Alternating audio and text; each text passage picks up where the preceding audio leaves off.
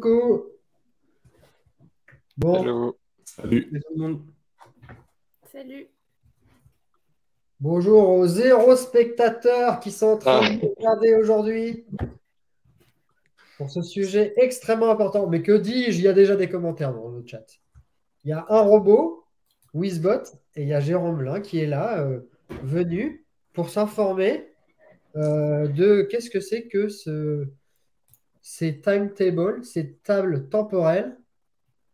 Je ne sais même pas si c'est un mot qui existe ou si on l'a inventé pour notre brainstorm de la semaine dernière. on l'a inventé, je pense. Bah ouais. Salut Eric, Borbeli, Borbelai avec un Y. Euh, bon, moi, je vais laisser la parole à Valérian parce que c'est la thématique de Valérian. Donc, tu Et- peux l'introduire, d'accord? ouais, bah, c'est vrai que j'ai proposé cette thématique, déjà parce qu'on cherchait des thématiques. Et moi, c'est un sujet qui revient assez régulièrement sur mes use cases. C'est de me sentir trop à l'étroit dans le champ type date de Airtable pour tout ce que je veux faire et d'avoir le besoin finalement de créer des objets liés aux dates. Donc souvent, je vais me retrouver à créer une table jour. Ou bien, enfin, ça dépend du use case, ça peut être une table jour, une table semaine, qui va être liée à une table mois, qui va être éventuellement liée à une table année, pour pouvoir aller plus loin avec les dates, c'est-à-dire pouvoir faire des formules, des roll-ups, des look-ups sur la maille jour, mois, semaine, pouvoir construire des interfaces visuelles un peu plus sympas, un peu plus faciles à naviguer. Et donc, voilà, c'est pour ça que j'ai proposé ce sujet, pour montrer comment moi je faisais, pour montrer que souvent, c'est pas forcément non plus très compliqué de transformer un projet qui est parti sans système vers un projet qui va utiliser ce système.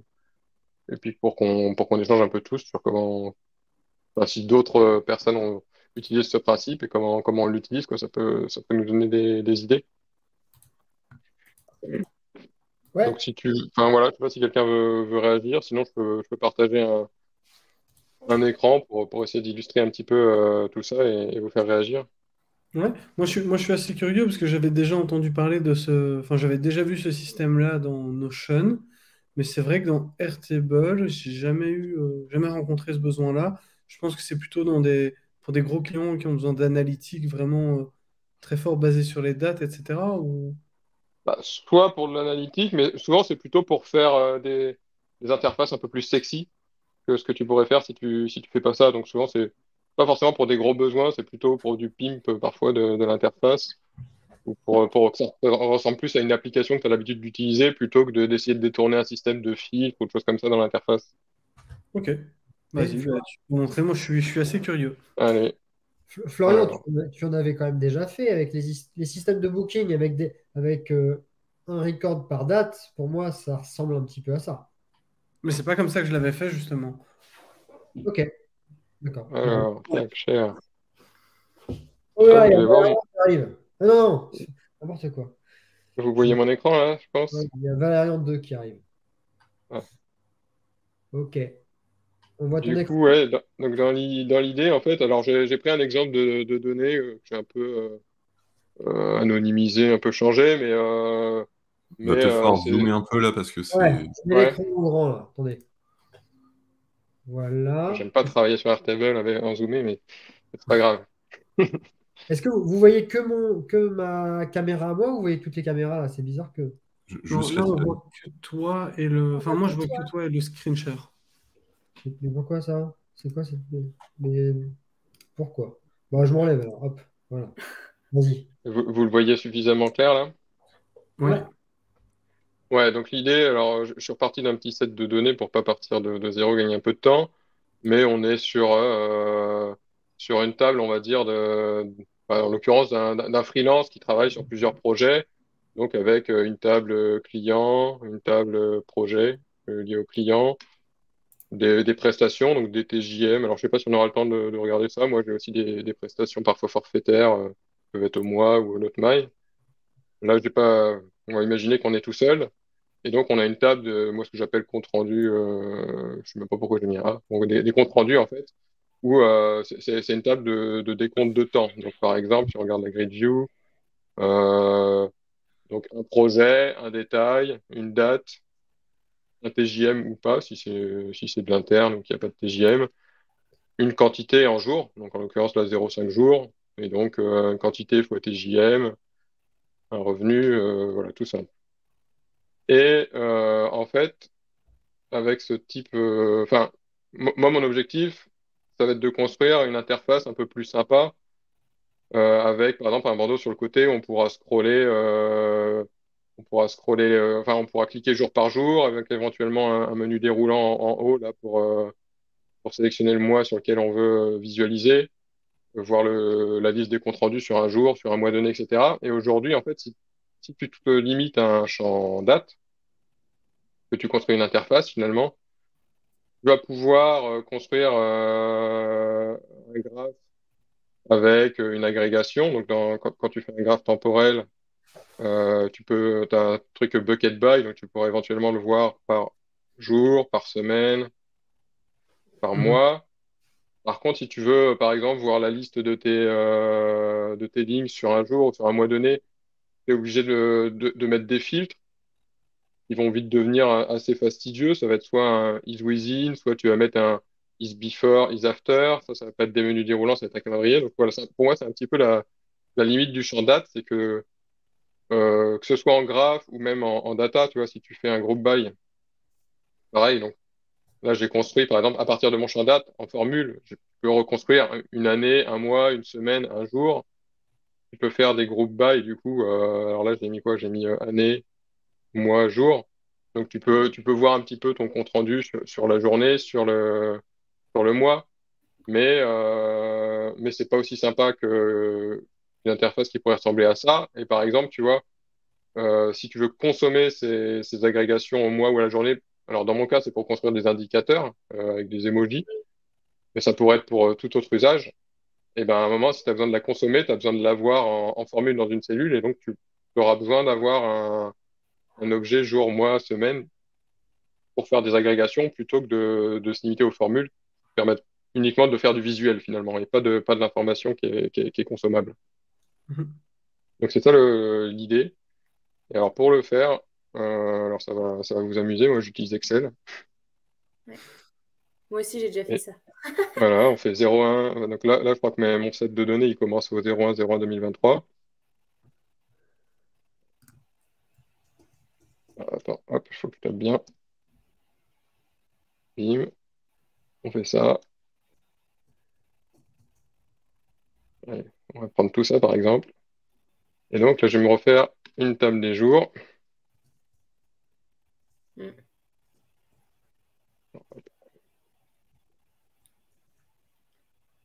Maintenant, on peut supprimer 3 colonnes d'un coup. Ça nous a changé la vie. Ouais.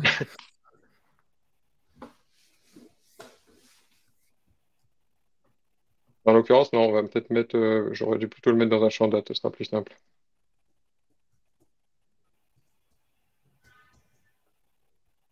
Alors, voilà, supprimer. Donc là, j'ai mon jour. Après, du coup, je vais lui mettre ici, on va mettre une formule pour la clé primaire. On sera peut-être amené à la changer, on verra. On va mettre un format date.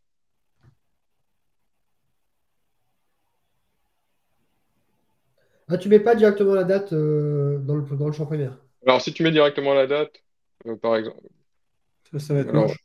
ouais, ça va être moche. Et surtout, du coup, à la fin, je vais vouloir la matcher, par exemple, avec mes anciennes dates. Là, si je mets la Ah, date, ça ressemble à quoi? Ça va être en mode texte, peut-être, ou ça va être en mode date? Ouais, il me la représente en date. Tu pourrais avoir envie de faire ça, donc la convertir en string. euh, Là, tu as un truc moche. Donc moi, en général, je vais mettre une formule.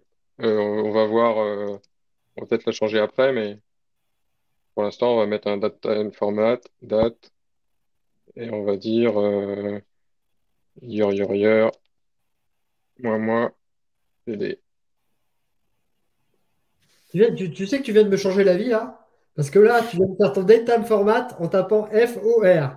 Alors que moi, comme un boulet, je tape datetime, je vois mes 3-4 datetime et je clique sur le format. Donc Ah voilà, ouais, c'est la façon de faire datetime format. Merci. les C'est astuces.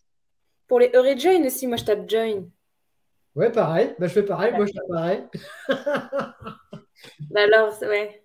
Après, Je me rappelle ce eh que j'ai ben, dit tout à l'heure dans le chat. J'apporte ça mon te fait gagner accompagnement du temps. pour que vous puissiez briller.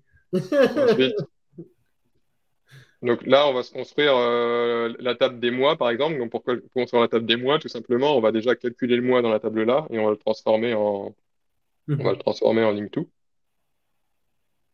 Donc moi, pareil, on est sur du format Bah, tu peux faire date. month. Ça marche en month. Comment? Month. Month. Il y a une fonction month. Ah oui, mais Ah là, ouais, tu mais fais ouais, oui, tu peux inclure l'année en fait. Ouais, en fait, je le veux, ouais, je le veux avec l'année pour être sûr qu'il soit unique. Donc, tu Ok. puisses passer, ouais, bien sûr, évidemment. Non, c'est. On pourrait se faire la semaine comme ça, on va se faire l'année juste. La semaine, c'est intéressant, je trouve. Enfin, c'est un format. Ouais. C'est Alors, intéressant, mais bancal. Florian, tu avais eu une expérience avec ça. bah, c'est pas les mêmes semaines déjà dans le monde Non. entier. Ouais. Ouais, mais par contre, ils sont. En fait, c'est moi qui le gérais mal, c'est qu'il y a plein de. Je sais pas comment ils appellent, mais des. Allez. Des espèces de keywords qu'on peut mettre dans des time parse, des time formats, etc. Et notamment pour les semaines, il y en a genre 4 ou 5 différents, W, WW, WO, WW en majuscule, enfin bref. Et donc, pour tout justement les types de semaines partout dans le monde, est-ce que tu commences enfin, est-ce que tu finis en semaine 51 ou 52 ou ce genre de choses, quoi. Donc, Ok. en cherchant un peu, on peut trouver la bonne, mais c'est vrai que ça peut être piégeux parce qu'on a l'impression qu'on a un bon résultat, sauf dans certains cas extrêmes, donc il faut être assez attentif là-dessus. Alors du coup, en faisant ça, je me rends compte que l'année, j'aurais pu la mettre dans mois plutôt. Enfin, soit on veut, ça va dépendre un petit peu des besoins qu'on a. On va pas forcément faire un truc trop compliqué aujourd'hui. Soit toujours, tu peux avoir besoin de le lier au mois et à l'année, ou bien que au mois et que ton mois soit lié à l'année, par exemple. Après, il y aura différents use cases. Si jamais on voulait faire la semaine, juste pour se faire la formule, c'est un Mm. petit peu différent la semaine. Moi, ce que je ferais, c'est en général, c'est ça. Donc, je continue sur mon format. Je vais me faire un année-semaine. Ah Donc, ouais. je vais faire un date type format date année concaténé et mon numéro de semaine, je veux qu'il ait toujours 2 caractères pour que la semaine 1 soit la semaine 01. Mm, mm, Donc, ce que je vais faire, c'est un write de 00 Ouais, c'est ça, ouais. et week num. Ah, ok. Y a pas, y avait pas un format justement que tu disais, Et si, Florian, avec les. WW, c'est pas le format où tu as Ah oui, d'accord, tu peux l'avoir directement en date time format. Ouais, tu peux l'avoir dans. Et je Ouais, sais plus. moi, je fais le bourrin comme ça. Je crois qu'il y a un format qui marche bien. Ouais. Ça doit être Je- WW ou moi, grand. je fais comme ça en général. Ouais. Bon, ça marche aussi. Ah, Right. c'est ton S qui a pas aimé, je pense. C'est quoi le S? Non, c'est pour faire S0. Tu dois faire un Ah oui, backslash oui, S, non. non, je l'ai pas mis là, en fait, Faut le c'est mettre en ici que dehors de je la veux le mettre. formule, sinon, ouais. Mm.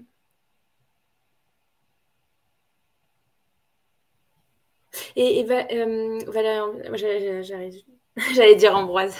Ouais. Comment tu gères du coup les dates que là, t'as pas rentrées, on va dire les dates en 2025, en 2026, c'est toi qui vas les rentrer à la mano? Là, Ouais, bah, tous les ans, tous les ans, je vais rajouter un an. Et en fait, comme tu vois, là, comme je crée le lien, je garde ma formule. Donc, à la fin, je sais que j'ai un gros Mm. pâté à copier-coller sur l'autre. Parce que Mhm. j'avais Mais mis enfin, en place souvent, je un me fais truc. 3 ans d'avenir, quoi. J'avais mis en place un truc qui était pas mal, c'était en fait, tu vois, j'avais une formule à la fin de la. Enfin, j'ai rajouté un attribut. Et dedans, tu as une formule en fait qui fait par exemple, qui calcule le J plus 15 Ouais, pour chaque jour. Et donc, chaque semaine, tu vois, j'ai une vue où les jours de la semaine rentrent dans cette vue-là. Et donc, dans Airtable, pour chaque jour de la semaine, et ben, ça génère le J plus 15. tu les crées, ouais, je vois ce que tu veux dire. En fait, Ouais. du coup, ça s'auto-alimente. Tu vois, tu peux avoir une colonne supplémentaire, enfin un attribut supplémentaire où tu calcules en fait les Ouais, jours à venir. ouais, Et j'avais après, déjà ça creusé un s'alimente. peu, ouais. À la fois, c'est rigolo, à la fois, des fois, j'ai peur des automations en ce moment. Oui, oui, c'est sûr. Donc, moi, quand j'ai le besoin, en général, je me rentre Ouais. 3 ans de date. Et après, On Ouais, verra aussi dans 3 ans, quoi. on sait que C'est- les vues, ça peut être dangereux. Ouais, Ouais. Après, il y a Donc, plusieurs manières de le faire. J'aime bien le J+15 ou le J+, whatever, c'est vrai que c'est pas mal. J'ai tendance à me méfier des systèmes où il faut régulièrement modifier à la main des choses parce que forcément, il y a un moment, on va pas le faire forcément, il y a un moment, ouais. ça va planter. Enfin, c'est c'est galère à maintenir, quoi. Ou alors, Après, il y a un truc que tu peux faire dans Airtable récemment. Euh, J'avais déjà remarqué ça. Ils deviennent un petit peu comme Excel sur certains sujets. Ah, tu peux le. Moi, j'avais déjà fait une table comme ça avec mes semaines, et en fait, à la fin, il suffisait de créer quelques lignes en plus. Tu tirais. Alors là, ça marche pas. Dans mon cas, ça marchait et ça complétait. Du coup, ça te tirait la suite et après, toutes les autres liaisons, etc., se complétaient toutes seules en automation. Ok, ça c'est pas mal. Ça j'avais pas Euh, manqué mais là, là. je sais pas pourquoi ça n'a pas marché et pourquoi dans d'autres cas ça marche. Mais Ça marche peut-être avec les nombres. Si tu fais une colonne ouais, nombre. c'est possible, ça doit être ça, ouais. Ouais, je crois que ça marche mieux avec les nombres. Ça doit être ça, ouais.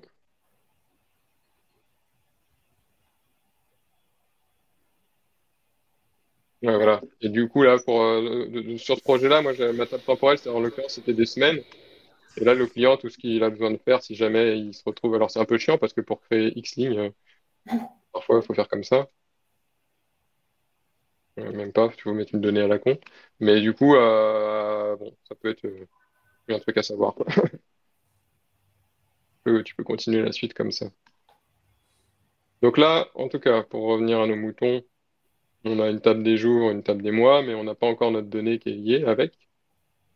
Donc, ma clé primaire du jour, je l'ai mis en format ISO, quoi, donc jour, mois, année.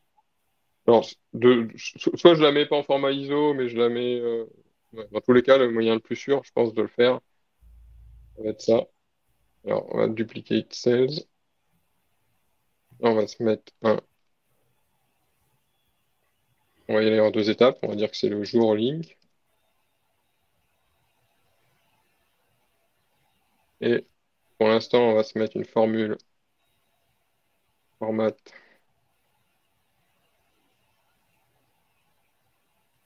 de notre date en ISO.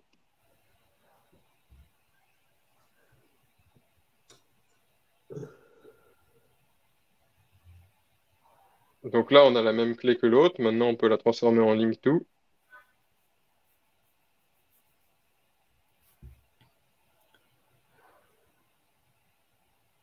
Et finalement, maintenant, notre date, pour pas avoir une information redondante, c'est plus une date, mais c'est un lookup ou un roll-up de la date du jour. Donc ça va être euh, oui, alors là, tu changes le mode de fonctionnement de ton système. je C'est que, change le mode de fonctionnement de mon système. ouais, avant, tu avais ton champ date. Maintenant, les gens, ils ne prennent plus champ date, ils vont Voilà. essayer la date. Maintenant, je lui affecte un jour. Alors, il y a plusieurs manières, encore une fois, de faire. Je pourrais laisser un champ date et dire, quand je renseigne la date, c'est une automation qui me fait la liaison. Ouais. Je pourrais, moi, je crois que c'est ce que j'ai utilisé dans ce cas-là, c'est quand je crée une ligne, c'est pour taper mon compte-rendu de la date du jour. Donc, quand je crée une ligne, ça va me l'affecter au jour du jour.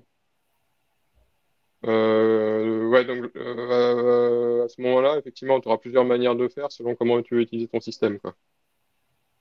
C'est souvent aussi que finalement, je laisse une date et que ça va être une automation qui va, quand la date est renseignée, mettre à jour le lien. Là où il y a vraiment d'intérêt à ce que ce soit un- un élément de liaison, c'est quand c'est une semaine ou même une demi-journée ou une heure ou un mois, parce que là, l'élément caractéristique, on ne peut pas y accéder facilement avec un choix Ouais. Airtable. Après, à l'échelle du jour, c'est vrai que moi, j'aime bien la À l'échelle version. du jour, ça peut être sympa d'avoir une date éditable, ouais. C'est un peu chiant. Enfin, Ouais. ça, c'est moins sympa qu'un calendrier pour l'utilisateur, effectivement.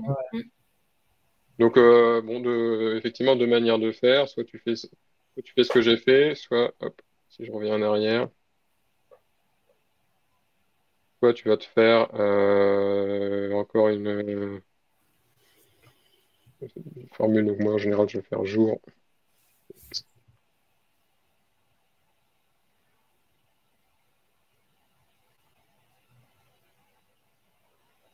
date,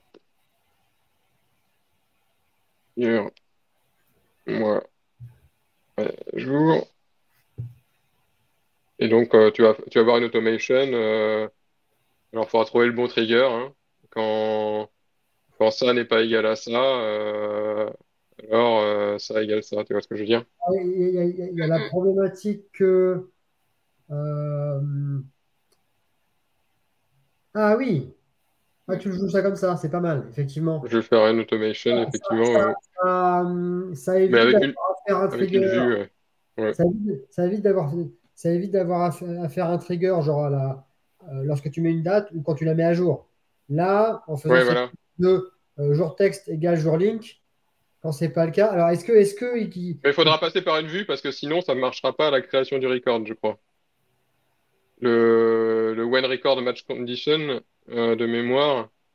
euh, Pourquoi? et je sais plus si ça marche quand c'est un nouveau record créé ou si ça marche que quand il était déjà créé et qu'il se remet à matcher ses conditions. Non, Moi, pour moi, ça fonctionne dans les deux cas. Ça fonctionne dans moi, les ça deux cas, marche, donc on ouais. fait ça alors. Si tu fais un champ, il faut que tu fasses un champ Donc pour. when record match condition, Faut que tu fasses un champ. c'est La limite, c'est qu'il faut qu'à un moment, la condition ne soit plus vérifiée et qu'elle soit vérifiée à nouveau pour que ça retourne. Et enfin, ouais, c'est tant ça. qu'elle est vérifiée, ça ne va pas se relancer. Mais a priori, à la création, je crois que c'est bon. Il faut faire une formule. Ah ouais, il va falloir faire une autre formule, ouais. Genre jour texte égale jour link. Ouais. J'avais pas pensé à ça, mais effectivement, c'est ça qui est le plus. Enfin, à la limite, tu peux directement tout faire dans ton jour texte, je pense, hein, tu vois, tu pourrais. Ouais. Ouais, jour date, ouais. Jour Jour date et jour link, quasiment, ouais, je pense. Je sais pas si ça marche au niveau des Attends, on va égalités. essayer là. Ouais, ou tu mets un data format pour que c'est les mêmes formats, quoi. On est comme ça. Test avec ouais, je sais pas si ça va fonctionner, Je pense. Ouais. la version violente. Ouais. Changer une date pour voir si ça, Ça a Ouais, l'air bon. ça a l'air d'être bon, hein. voilà. On voit pas avec les écrans, mais enfin les. Ah, mais alors ça, c'est Donc là, on bizarre. fait un. Qu'est-ce que vous voyez pas? C'est bon, on voit, il y avait nos têtes qui cachaient.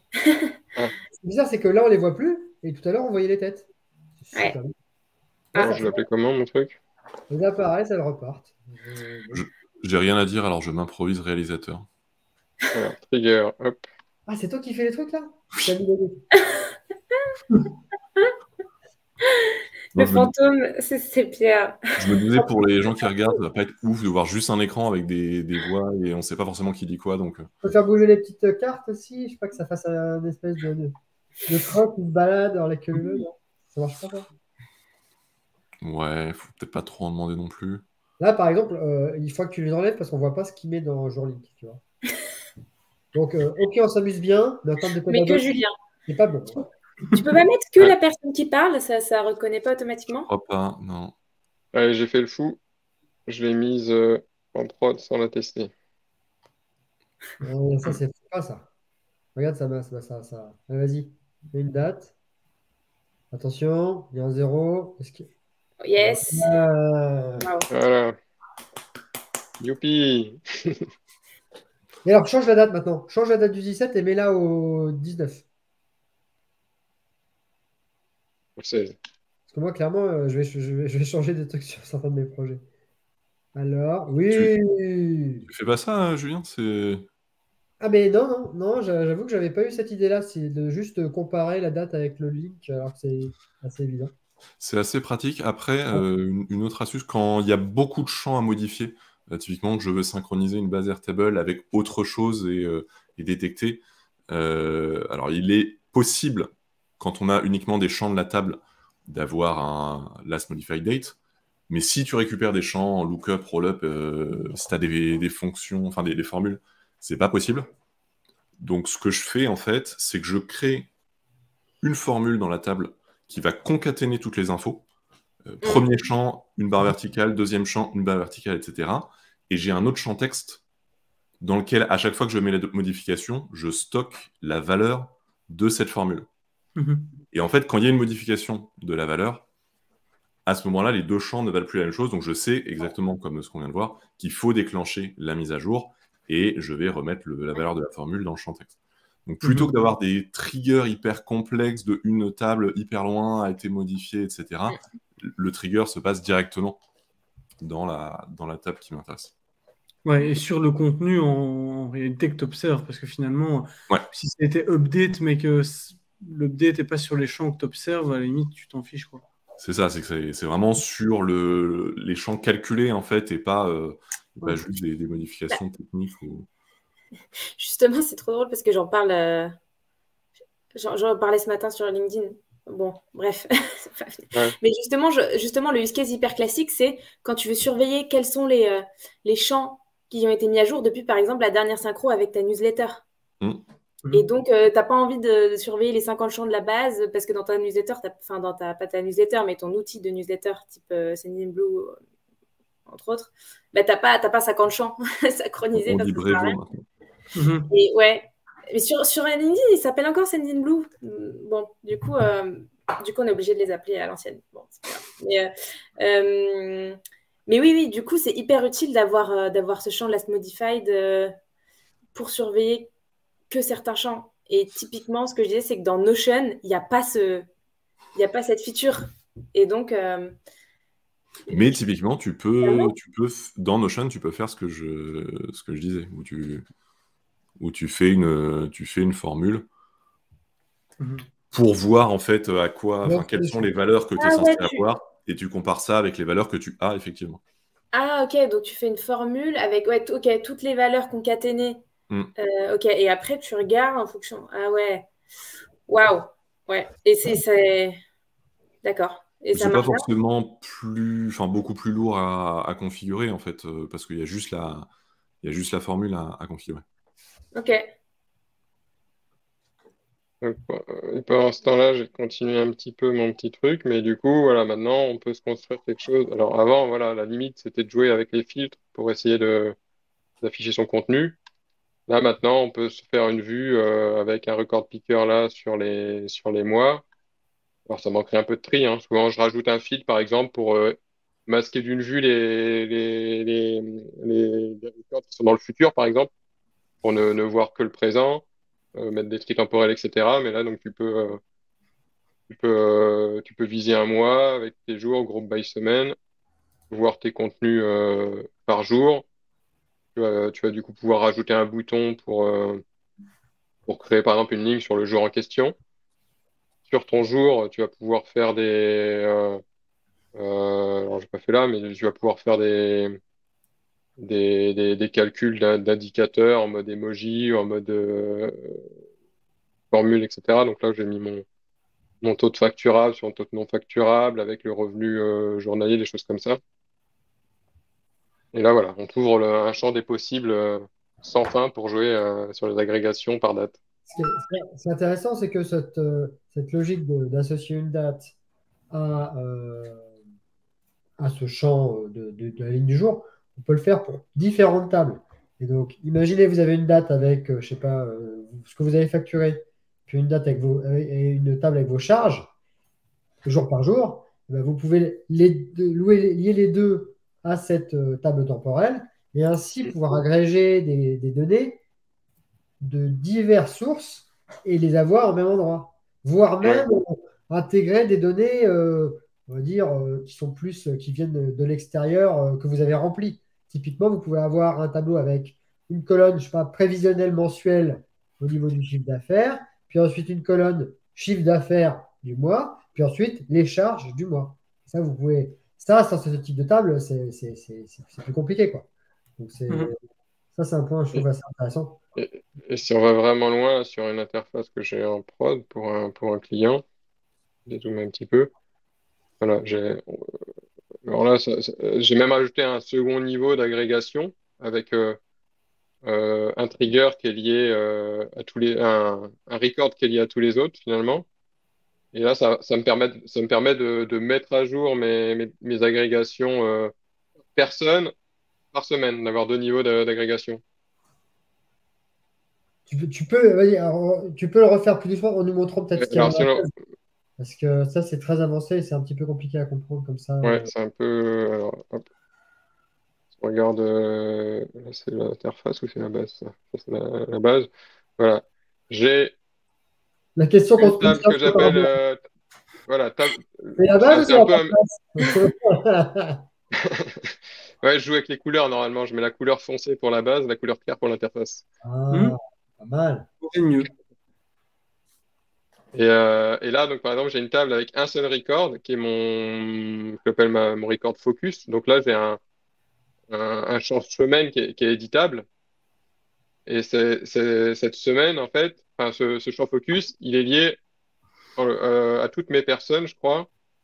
Et puis, s'il est lié à toutes mes personnes ou à toutes mes opérations, un des deux. Ouais. Ce qui fait qu'en fait, dans l'interface, donc là, j'ai une agrégation par personne et par semaine, parce que ici, je modifie par un jeu de lookup et de lookup qui remonte. Euh, Là, j'édite ma table focus et Hmm. ça va changer l'agrégation par personne sur la semaine que je focus. Ah, Mais c'est un ça peu va, ça complexe, va hein, changer mais ça va changer un lookup, ça va changer un champ calculé, quoi. voilà. Ok. Après, la limite de ça, du coup, c'est que, et là, j'espère que c'est pas le cas, mais s'il y a deux personnes qui jouent avec la base en même temps, tu changes l'affichage des autres personnes. Tu vois, c'est pas un contrôle, c'est vraiment, t'édites une liaison. Oui, Mhm. donc en fait, en faisant ça, ouais, tu vas changer, Changer la donnée, quoi, la semaine qui va être regardée dans dans l'interface. le champ fonction. Tu peux le montrer, le champ fonction qui calcule ces petits chiffres, quoi. Ouais, Ça va- alors, ouais, en l'occurrence. C'est Tu même dois plus que avoir ça. un C'est pas la date semaine qui est regardée, c'est vraiment la semaine qui est liée, quoi. Ouais. il y a un date parse ou un truc comme ça. Il y a un... C'est le nombre Alors, ça, c'est ma conversion de nombre en emoji nombre. Ouais. Et en fait, mon nombre d'opérations, par exemple, si je regarde celui du mardi, ouais, donc il compte les opérations qui sont, en fait, voilà, mon isFocus, mon focus, il est lié aux opérations. Donc, les opérations, elles ont une semaine et elles sont toutes liées au focus. Donc, je filtre sur les opérations qui sont focus, c'est-à-dire celles qui ont leur semaine qui est égale à la semaine qui est focus. Mhm. Et je somme que sur celle-là. Et donc, dans l'interface, ça se passe comment ton filtre, en fait?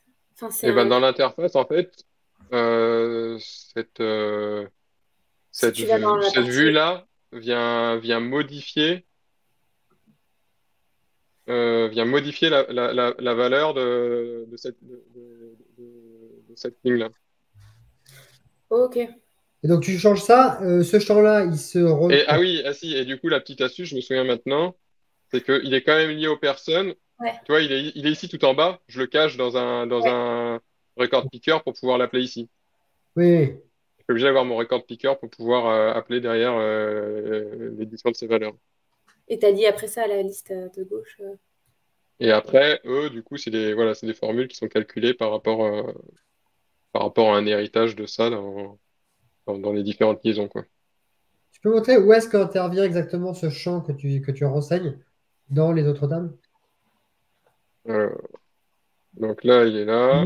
Il est là, la liaison, elle va. Il est lié à toutes les personnes Ah oui, pour il est lié pouvoir à tout. avoir le record picker, le key picker qui l'appelle. Et Ouais. du coup, il hérite. Comment ça marche? Focus semaine. En fait, ça, c'est un objet semaine. Donc, il Ouais. hérite. Donc, j'ai mon système temporel où mes opérations, elles ont une date et donc elles ont une semaine. Ah, ils sont liés aux opérations, les semaines. Une opération a une date et ma table temporelle, c'est la semaine. Le Ouais. focus, il représente une semaine, donc il représente aussi une liste d'opérations de la semaine. Ouais. Ouais. Et du coup, dans les calculs des personnes, nombre d'opérations sur le Monday, par exemple, c'est c'est le nombre d'opérations qui ont le lookup isFocus semaine. Et ce isFocus semaine, pour terminer la chaîne. Non, le filtrage, il se fait par c'est le filtrage, c'est le truc of the day qui est impacté, non? Il y a un dernier truc, je pense.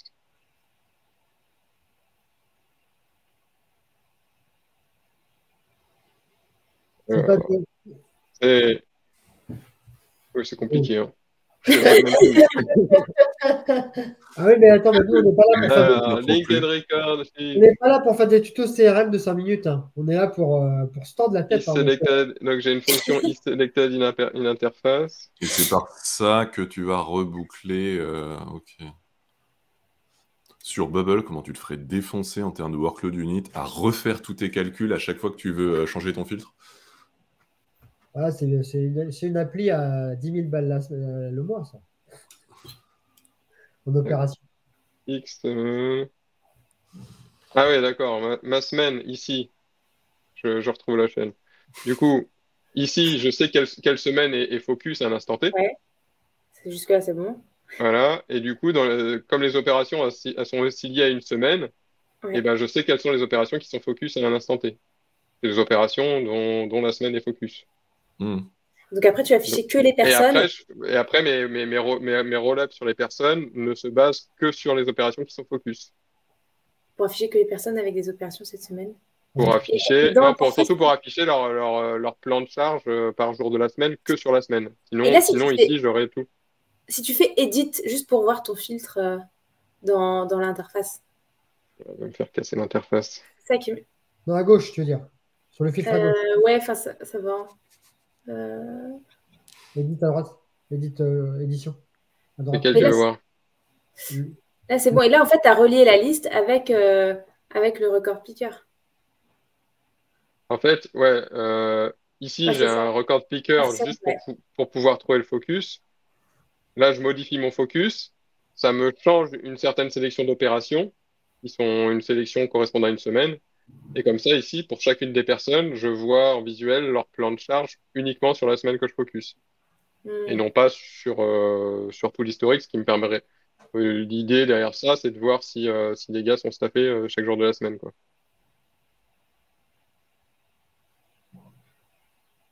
Je Hmm. vais sur la semaine 7. Je sais que Et là, lui, bah, il t'as devait mis pas un filtre, en travailler.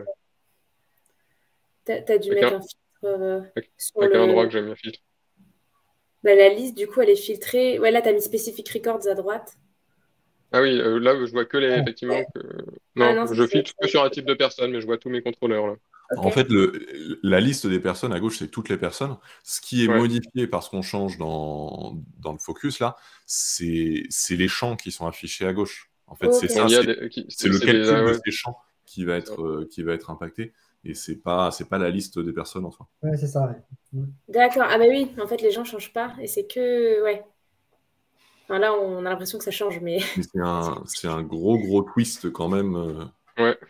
l'utilisation Et surtout, ce qu'il d'Airtable. faut retenir vraiment, c'est que ça marche Hmm. bien, mais ça marche pour les interfaces. Là, je sais qu'il y a une ou deux personnes qui vont affecter le plan de charge. Et En si tu as fait, 50 personnes, elles vont se marcher sur les pieds, quoi. il doit y avoir moyen de gérer ça avec Avec des filtres.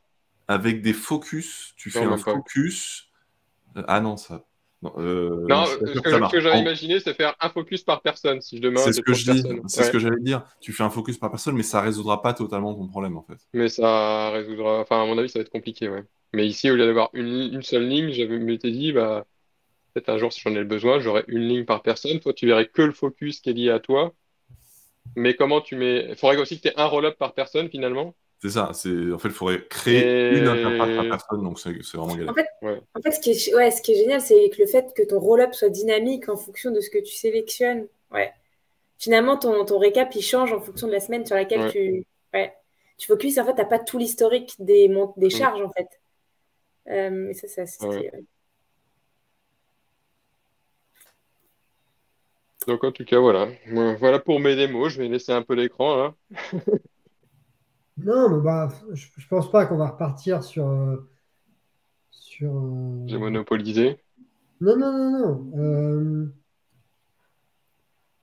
Bah, déjà, parce que là, on a montré un exemple qui est quand même assez complexe, c'est-à-dire que tu n'es pas Ouais. parti d'une base, genre avec tu es quand même parti sur un truc, un projet que tu avais déjà fait, que tu as vidé et que puis tu as refait, quoi. Ouais, celui-là, je l'ai vidé. Et celui-là, je me voyais pas de le refaire, quoi. Oui, non, mais. euh, Qu'est-ce que j'avais envie de dire? Vous, les autres, dans quel cadre vous avez utilisé ce type de système? Moi, je peux montrer le système. On parlait du côté charge et charge CA prévisionnel. Moi, j'ai fait ça pour une mission. Attendez, je vais retrouver ça. Mais comme ce que je te disais tout à l'heure, moi j'ai utilisé pour la planification de commandes à la semaine. Parce que souvent, quand tu planifies des expéditions en avance, tu choisis la semaine, suivant comment tu t'organises en interne, mais c'est plus pratique de faire à la semaine. Et à la fin, une fois que tu as la semaine donnée, tu choisis le jour, plutôt que choisir le jour 5 semaines avant, quoi. Attendez, je vais vous montrer, moi. Et moi, je m'en suis déjà servi, Florian, ça te rappeler un truc, je pense, pour faire un simili réservation de ressources. On s'était dit une fois que c'était un peu le point noir de Airtable de faire de la réservation de ressources. Mais en jouant avec ça, alors tu peux pas rentrer sur la plage horaire, mais tu peux éventuellement identifier des conflits de planning à la journée, quoi. Ouais, J'ai ouais. déjà fait. De faire remonter ton date string en ISO, de chercher s'il apparaît plusieurs fois, d'avoir un petit flag qui apparaît s'il y a un conflit sur une personne, sur une journée, des choses comme ça. Ouais, mais c'était ça un peu tout, justement, toute la problématique, je trouve, de la gestion de ressources et enfin, ouais, de l'allocation de ressources plutôt dans Airtable, c'est que tu ne peux le faire qu'après coup. C'est-à-dire que c'est Ouais. que par soit l'utilisation de formules d'automatisation, etc., mais tu peux pas empêcher quelqu'un de le faire. Et, À la- c'était pas ça, enfin, ce dont on discutait, enfin, je sais plus, il y a quelques jours, Florian, sur le fait de pouvoir, une fois qu'on a généré ces dates et qu'on a les liaisons avec, par exemple, je sais pas, tu loues des pédalos, par exemple, vu que moi j'ai fait mon cas pédalo, Ouais, de se dire que j'aimerais que dans mon formulaire de réservation de pédalo, je puisse idéalement voilà, sélectionner un pédalo et ensuite ne voir que les dates auxquelles le pédalo n'est pas encore lié, en gros. ouais. Et là, on est sur quelque chose d'assez compliqué. Mais le gros point, c'est le côté a posteriori. C'est très clairement ça. Mais avec Fill-Out, si jamais tu as une table vraiment au jour, je pense que, et qui a un statut un peu, bon, après, ce serait la granularité au jour, peut-être à la demi-journée, mais après, ça peut vite être lourd. Mhm. Et peut-être qu'au jour, à la demi-journée, on pourrait avoir un statut occupé, euh, dispo, et après, pouvoir sélectionner que les jours qui sont dispo dans Fill-Out, mais ça nécessiterait peut-être que dès que tu as plusieurs pédalos, là, ça deviendrait compliqué, en fait. Ouais, c'est ça, parce qu'alors, soit tu as une table de disponibilité pédalo, et du coup, tu as une liste avec, on va dire, toutes les disponibilités pédalo qui est un ensemble, le pédalo A à telle heure, le pédalo A à telle heure, le pédalo B à telle heure, etc. Mais ce qui est un peu curieux pour un utilisateur d'aller devoir sélectionner son propre pédalo. C'est pour ça que ces trucs-là, quand tu mélanges à la fois de la temporalité et des ressources que tu dois assigner, pour moi, Airtable, c'est compliqué, surtout si tu veux utiliser que des formulaires. Et même si tu veux utiliser Filout, etc. Je pense que là, il faudrait idéalement tu vois, une espèce de logique au front-end qui fasse ce pré-filtre et qui. Parce que là, avec les outils actuels, je trouve que ça devient vite compliqué pour un utilisateur de s'y retrouver. Et vous avez des astuces, justement? Parce que j'ai pas mal de personnes qui me demandent, bah, notamment quand ils explorent Software, Airtable, interface, etc., pour du booking. Comment tu fais quand voilà, tu veux gérer des bookings pour plusieurs gîtes différents, voilà, plusieurs pédalos. Tu affiches le calendar sur ton site et puis les gens, ils font pas de bêtises et ils mettent les bonnes dates. Puis Ouais, mais parce que tu as un calendar par chambre. Ou en fait, c'est ça qui est compliqué. C'est que tu as. Enfin, tu ne pourras pas filtrer. Effectivement, tu vas. comment dire, dès que tu as plusieurs chambres ou matériel ou quoi, et ben en fait, c'est ça qui est compliqué à gérer. Et c'est finalement les dispos de chacun. Bah, déjà, il y a deux cas assez différents. C'est est-ce que tu gères des Airbnb où chaque logement est différent et les personnes vont choisir leur logement et voir lesquels sont disponibles, ou est-ce que tu gères un hôtel? Et dans ce cas-là, bon, c'est un peu plus compliqué que ça parce qu'on va être à différents types de chambres, etc. Mais pour schématiser, c'est est-ce qu'il reste des chambres disponibles, quoi. Et du coup, dans le cas simple de j'ai plusieurs chambres et la personne choisit sa chambre et après tu as un calendrier, ça veut dire qu'il faut avoir un calendrier. Enfin, tu peux pas avoir un calendrier, par exemple, par chambre. Enfin, il faudrait, mais c'est cher. Un calendrier.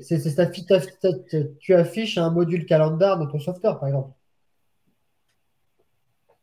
qui affiche les dates de réserve de booking, qui sont déjà bookées.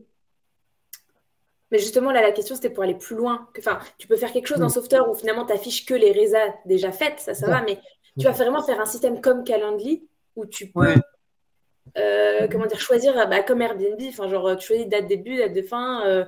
Ouais. Et c'est pour ça, en fait, que justement, à un moment, j'avais bossé sur un espèce de proof of concept de ce truc-là, où tu avais, et je l'avais montré à Julien d'ailleurs, qui était très enthousiaste, et puis c'est un des nombreux projets qui est tombé à l'eau, où tu as un calendrier, et en fait, tu dois avoir une logique où tu prends tout ce qui est occupé, et Ouais. tu dois faire l'opposé, en fait. Mm. Et prendre Complémentaire. Ouais. n'afficher à l'utilisateur que ce qui n'est pas occupé. Et c'est pour ça que je dis qu'il faut une logique à un moment au front-end pour gérer ça. Mais c'est possible, hein, c'est possible, mais Il n'y a pas encore d'outils no-code. Dans Airtable, mais encore une fois, c'est pas le bon outil, mais si tu voulais le faire, tu pourrais imaginer que tous tes appartements, ils sont liés à tous les jours, plus ils sont liés au jour où ils sont réservés, et tu as une automation éventuellement qui va te faire la différence des deux. Mais bon, tu vas t'arracher les cheveux. Bah, Ouais. tu peux. Après, il y a aussi comme un truc compliqué, c'est si la personne en front veut réserver sur 4 jours et que l'hébergement est booké à un jour du milieu, comment est-ce que Ouais. comment est-ce que tu le détectes, comment Oui, tu filtres? Là, on arrive clairement quand même sur les limites d'Airtable où, oui. pour moi, c'est juste plus le bon outil en fait, Ouais, je pense. où tu vas te créer des nœuds au cerveau pour en fait gérer les choses de manière pas forcément fiable. Il y a un ouais, truc aussi qu'il faut se dire, c'est le nombre de records. Moi, je m'étais posé la Ouais. question d'utiliser Airtable pour faire du time tracking sur des équipes de 30, 50 personnes, en fait. Bah, si tu multiplies le nombre de jours par an fois le nombre de personnes, fois peut-être 3-4 activités dans la journée, tu t'atteins vite le plafond, quoi. C'est aussi pour ça qu'on n'est pas trop sur le bon outil, c'est que il n'y a pas que la logique, le filtrage, le front, il y a aussi le fait que si tu as beaucoup de réservations, beaucoup d'objets à manipuler, c'est juste plus dans les clous. Mais Vous aviez une solution aussi sur le sujet? ouais, c'était de créer tous les items, quoi. On en a parlé, mais effectivement, pour moi, c'est valable que si tu gères au jour, par exemple. Dès que tu commences à être à la demi-journée, tu doubles ton nombre de records. Si tu commences à vouloir faire du booking avec une granularité à l'heure, là, tu exploses la limite. Enfin, sauf si si tu ne permets que de réserver, par exemple, sur une semaine. Mais si tu veux avoir 52 semaines en avance, toutes les heures qui sont créées, ben, déjà, t'es cuit, quoi.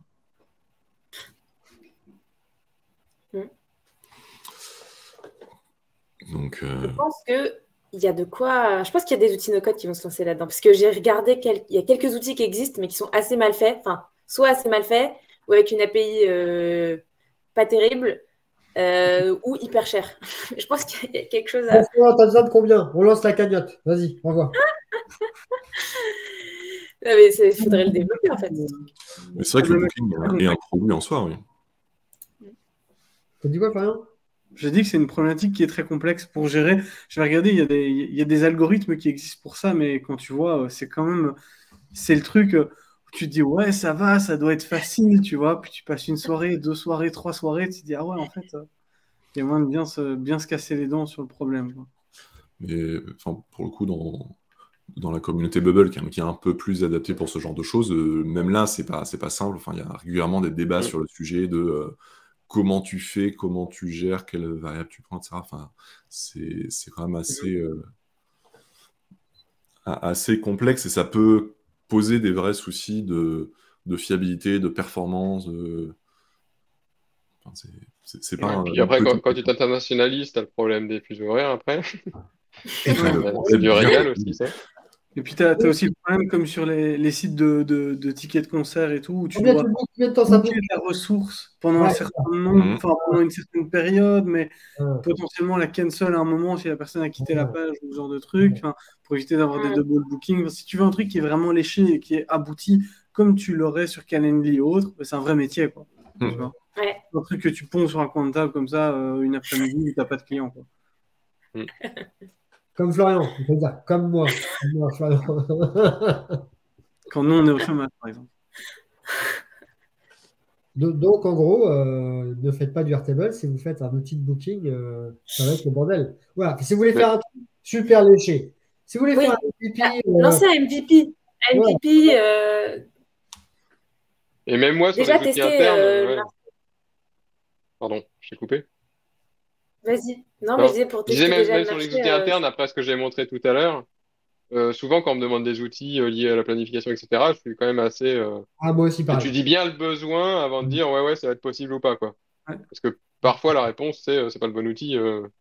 Et c'est pas les quelques astuces que j'ai montrées avant là qui changent tout le Ouais, temps en la face du monde, quoi. plus, tu vois, le truc, c'est que moi, il y a eu un client qui me parlait de planif. Alors, on n'a pas fait ça, on a fait d'autres trucs, mais ils arrivent, ils ont par exemple, planification pour les travaux.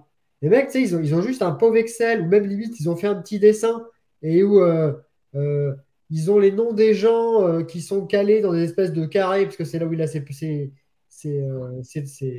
travaux. Et puis, chaque semaine, il fait un copier-coller, et puis il déplace les gens, et il est très content de son système. Et en fait, euh, d'avoir un peu le même niveau de réactivité et de rapidité de réalisation, ben, c'est pas simple parce que qu'est-ce que tu vas faire dans Airtable? Tu vas aller dupliquer des lignes de booking d'une semaine sur l'autre. Enfin, à modifier notamment, c'est pas simple quoi, d'avoir quelque chose Ouais. de cool. Et puis les vues calendaires, les vues timeline sont pas ouf. Souvent, c'est Ouais, déceptif pour les clients. Tu vois rien, tu vois pas assez d'informations. Ouais. En fait, à part la vue grid et la vue formulaire, franchement, et puis bon, Florian qui aime bien la vue galerie pour faire des belles cartes et tout ça, Mm. mais les autres vues, enfin, alors peut-être que les grands groupes les utilisent plus parce qu'ils font beaucoup plus de réunions pour montrer le reporting, le planning. Pierre, il aime bien la vue timeline. Qui ça? Pierre, non? T'aimes bien la vue timeline? Non, j'utilise pas tant que Oui, ça. parce que tu nous l'avais montré pour tes projets. Ouais, pour mes projets, oui, j'utilise. Enfin, en vrai, je la consulte même pas tant que ça. Mais Elle est là, elle existe, mais Recherche-le. c'est pas vraiment le cœur de ce que j'utilise.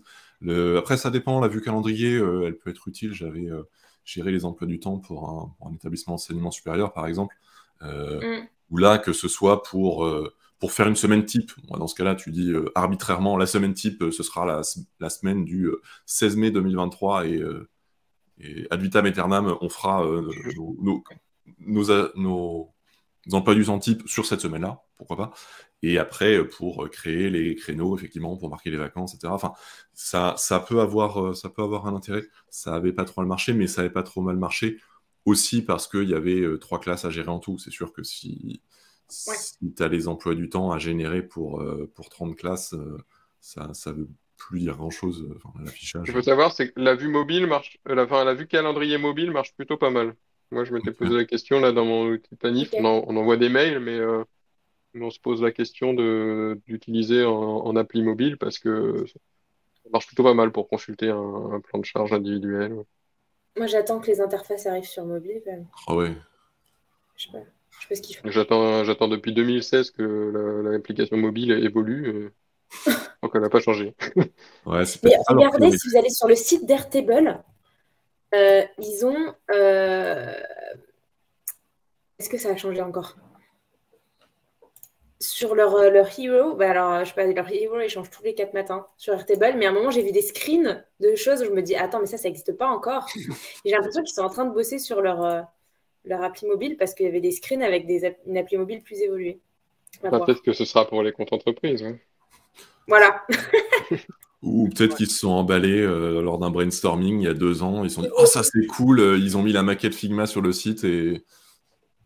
ou alors ils ont leak, ils ont release le truc pendant une demi-heure et puis après ils l'ont enlevé. Ça, ils savent bien faire aussi. Ça arrive aussi. Vous vous rappelez les Ah, les vues partagées éditables? Ah là vues là, partagées éditables. ce jour-là, c'était extraordinaire. C'était en même temps, c'était un fail épique de leur part. À quel moment ils ont validé ça? Ça fout en l'air tout leur business model. Enfin, c'était- Mais à mon avis, est-ce que vous ne pensez pas qu'ils l'ont déployé, je sais pas, par inadvertance, ou peut-être peut-être justement pour des clients spécifiques, enterprise, j'en sais rien, parce que ça me paraît très gros, tu vois, de donner un go, de dire vas-y on déploie, et puis je sais pas, c'était quoi, 6 heures après, en fait on s'est trompé, tu vois. Il a fait plusieurs fois, il a fait 2 fois au moins, je crois. Il y a Je deux pense qu'ils ont une gestion produit assez décentralisée. Ok. Enfin, quand on voit comment ça fourmille dans tous les sens, le nombre de releases qu'il y a Ouais. régulièrement, Ouais. les trucs qui sont testés, etc., et parfois le manque de cohérence, ça m'étonnerait Ouais. pas qu'il n'y ait pas genre un product manager vraiment qui chapeaute tout et qui valide tout, etc., et que ce soit un peu plus différents périmètres avec des gens qui font des trucs à droite à gauche et pas toujours les plus heureux, quoi. Typiquement, le jour où le DG il va prendre son Mac 13 pouces et qu'il va ouvrir une interface avec la barre à gauche, les records et qu'il va vouloir éditer et qu'il va voir que son interface elle est rikiki au milieu, il y a quelqu'un qui va se faire virer, c'est obligé. Parce que c'est juste. Ouais. Et c'est surtout pas- qu'ils ne sont pas repliables. Que Pas tu puisses repliable, bien sûr. Bien sûr. pas resize. Parfois, tu n'as pas besoin d'avoir cette liste de records qui prend, je sais pas, cette largeur-là. Ouais, bien sûr. Bien sûr. Tu pourrais avoir Oui, un- oui. Enfin, ça, et la nouvelle homepage qu'ils ont Oh, sorti oui. en bêta, puis qu'ils Oh ont là sorti là. à tout le monde, et puis ils se sont dit, bon, en fait, on va revenir en arrière. Enfin, ils l'ont jamais utilisé, ils n'utilisent pas leur propre produit pour pas s'être rendu compte que c'était inutilisable dès que tu as plusieurs workspaces. C'est... Ouais. Enfin, je sais pas combien, effectivement, ça dépend combien tu as de workspace, mais la plupart des users ont aussi un workspace avec, je sais pas, 3 bases. Bon, ok, effectivement, nous, on deal avec peut-être 15 ou. Mm. Ouais. Oui, mais si tu as un workspace et 3 bases, la nouvelle interface apportait rien de plus non plus. Non, tout à fait, c'est En vrai. vrai, je sais même pas ce qu'elle apportait. À qui. Après, ce qui est fou, c'est que moi, je suis d'accord, ils font énormément d'erreurs ces derniers temps, mais ça reste quand même, pour moi, un outil que j'arrive pas, enfin, qui est indispensable pour plein d'autres raisons, quoi. Bah, sur Bien le sûr. domaine, Ils ont une API qui est hyper poussée à utiliser. Maintenant, avec la métadonnée API, on peut faire des choses vraiment poussées. Et c'est vrai que pour l'instant, tout le monde a essayé de les copier, mais il n'y a aucun outil où j'arrive à créer rapidement un modèle de données en 3 clics, quoi. Moi, ça m'intéresserait de faire une émission sur Hmm. ce qu'on fait avec les métadonnées. Vous avez vraiment des projets qui tournent avec Ouais. pour générer des trucs et des métadonnées. Moi, ça Ouais. m'amuserait de ça peut être montrer intéressant. des vrais use cases là-dessus. Mais c'est sûr qu'aujourd'hui, c'est un outil qui a pas d'équivalent sur le même secteur enfin, comparable, qui est capable de faire Bah, mieux. mais ce qui est fou, c'est que l'avance qu'ils ont, ils l'ont depuis longtemps et personne ne les a rattrapés. Et depuis, ils publient des choses qui sont pas très révolutionnaires ou un peu ratées, et pourtant, ils ne Euh, sont pas rattrapés, quoi. alors, c'est en partie vrai. Disons qu'ils ont eu chaud, ils ont sorti interface au bon moment. C'est au moment où les concurrents arrivaient, là, ils ont sorti interface et d'un coup, ils se sont remis Et c'est vrai. en avance. Et Mais les automations aussi, En avance de la Ils concurrence. ont- Il y a aussi les automations que tout le monde n'a pas, qui ont pas mal évolué. mais qui sont les automations, j'ai envie de dire, c'est moins indispensable Non. avec des Bon, mails. Et au début, c'est pour des gens qui arrivent sur Airtable de pouvoir tout faire dedans. C'est quand même assez puissant. Vous vous souvenez, à l'époque, on ne pouvait pas drag and drop les différents blocs d'automation ou les dupliquer. Enfin, c'était l'enfer. Tu veux Ouais. dire l'époque où les automations ressemblaient à Zapier? pour les affaires, non? Non, tu peux réordonner les étapes, je crois, dans Zapier, mais ça fait pas longtemps. Voilà, ça c'est une émission comme je les aime. On n'en a rien à battre des gens, on parle. Et il n'y a plus de commentaires, hein, donc nous, on part Personne commente, donc nous on est chez nous, on fait ce qu'on veut. Mais Non, mais pour revenir juste au sujet de planif, enfin, il y avait un truc qui me passe par la tête, du coup, j'ai pas eu le temps de le dire, mais juste un use case où finalement Airtable, on sent qu'il y a des limites, mais qui est génial pour tester plein de choses, c'est finalement en fait, la planification dans des boîtes industrielles qui se lancent, des petites PME ou des startups industrielles qui se lancent et qui finalement commencent à planifier, à s'organiser avec Airtable. Et le jour où en fait ils veulent une gestion des stocks et une planif, tu vois, vraiment prévisionnelle, là laisse tomber, tu vois. Quand tu veux prévoir sur les jours à venir ce qui va se, enfin, tu peux le faire à la marge sur, de manière simple, suivant les commandes qui vont arriver et un peu ta production. Mais voilà, dès que tu veux des graphiques de prévision de ce qui va se passer, des tendances, ben en fait, il faut passer sur un ERP, mais tu vois, pour un client, pendant 2-3 ans, c'était génial de passer de Google Sheets à Airtable. Et maintenant, ils vont quitter Airtable pour Google Odoo. Non, pour Odoo, on va voir ce que ça va donner. Mais ils ont beaucoup grandi, quoi.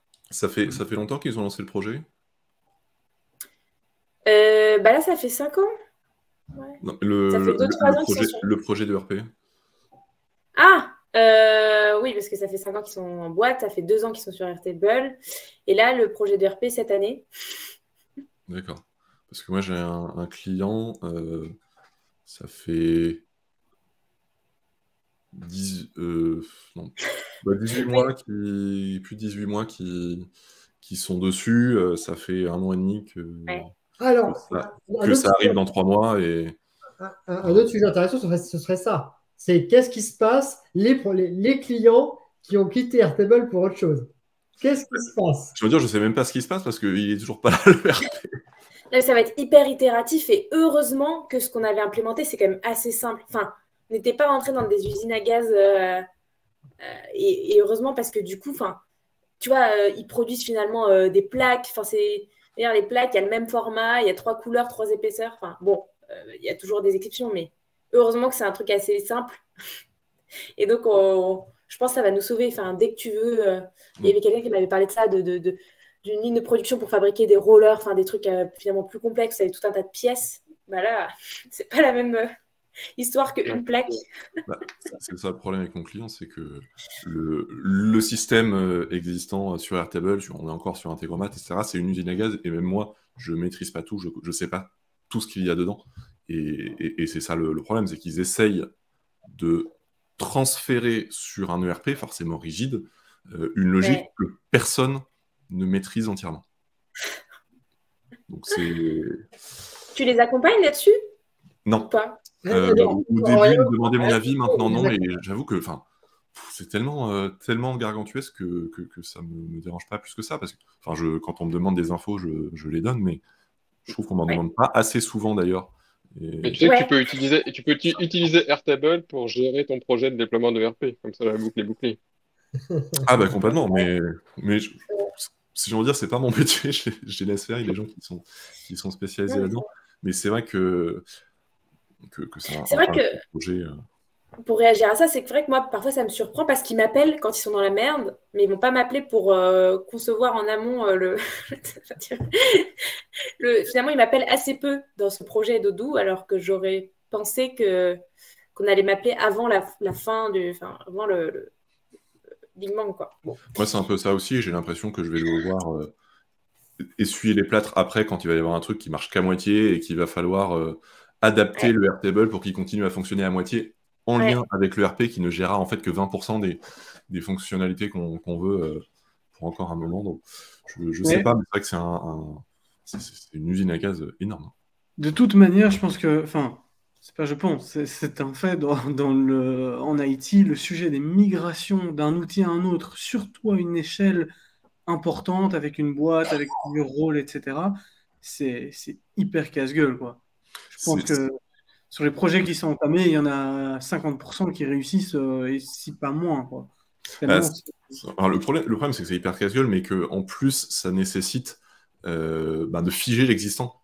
De dire, OK, là, maintenant, c'est le produit qu'on a, et c'est ce produit-là qu'on va migrer. Et en fait, là, en l'occurrence, c'est pas le cas. C'est-à-dire, ça fait 18 mois que le projet de RP est en cours, ça fait 18 mois qu'en parallèle, la base évolue, et évolue beaucoup, en fait. Et je me dis, je vois pas comment ça peut marcher, et je sais pas exactement s'ils ont revu le périmètre ou l'ambition à court, moyen terme de l'ERP, mais c'est vrai que c'est un vrai sujet de vouloir être sur tous les fronts à la fois. Il y a forcément un moment où il faut faire des compromis, il faut prioriser, quoi. De toute façon, les gens qui sont déjà sur des ERP, ça leur arrive de sortir des trucs pour les mettre sur Airtable. Donc peut-être la question, c'est de se dire, dans tout tel Airtable, il y a peut-être des briques qui auraient un intérêt à repartir dans le ERP. Donc se dire ça, ok, mais que peut-être que la flexibilité que j'ai sur certains périmètres sont intéressants.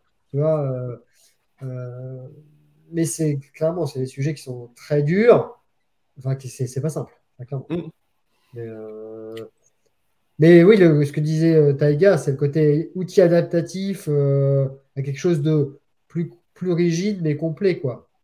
Plus puissant aussi, sur certaines. Plus puissant. En tout cas, Odoo, la partie hyper puissante, c'est comme je vous dis, la partie vraiment planification, prévision, ce genre de choses qui font bien pour les stocks. Mais je pense que c'est comme tout aussi, ça dépend du consultant que tu as. C'est comme dans Airtable, c'est un bon consultant. T'as un bon consultant, ça se passe bien. Il y a plein de variables autres que l'outil qui fait que ça peut. Ah oui. Ah non, c'est sûr. Après, ça dépend aussi du client, j'ai envie de dire. Moi, j'ai déjà des clients qui ont bloqué devant Airtable et devant des choses simples sur Airtable parce qu'en fait, ils étaient sur Google Sheets et cette flexibilité, vraiment la liberté de la feuille blanche et ils réorganisent tout ça comme ils veulent. ben, en fait, c'était avant tout ça qu'ils aimaient. Et donc, arriver dans Airtable, où déjà, il y a des tables, il y a une structure, etc., c'était trop pour eux. Le problème, c'est que, en fait, tu peux pas vouloir à la fois cette liberté de je fais un Google Sheet pour chaque nouveau projet et j'organise ça comme je veux, et dire bah, j'ai envie d'automatiser, parce qu'en fait, c'est juste pas. C'est juste plus compatible, quoi. Ouais.